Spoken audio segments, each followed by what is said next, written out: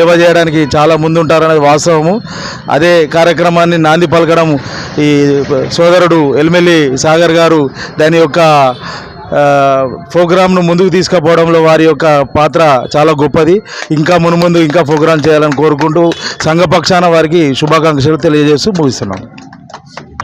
యాదయ్య కుటుంబం ద్వారా ఎన్నో సేవలు చేసుకుంటూ పోతున్నాము. ఇంకా కూడా చాలా సేవలు చేయాలనుకుంటున్నాము. దీనికి వైశ్యులు అంటేనే ప్రతి విషయంలో కూడా ముందుంటాము.